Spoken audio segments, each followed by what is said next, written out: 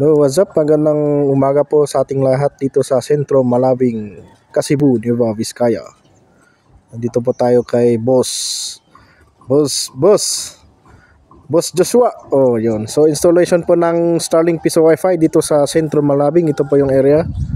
Sentro mismo. Dito kami lumaki nung bata kami. One of the childhood days. So, ito yung playground namin nung bata po kami. So ito yung installation po namin by Skytech Network. Ito po yung area. So inaayos yung outdoor antenna ng ating Piso Wi-Fi.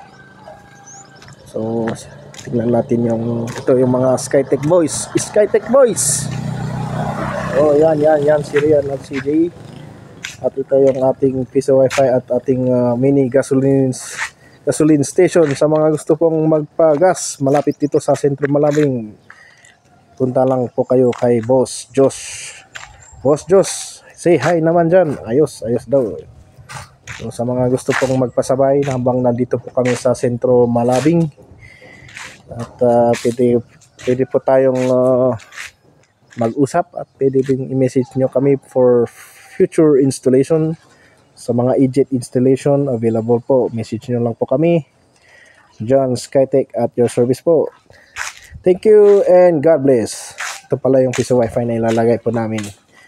Vintage design. Dito kay Boss Joss.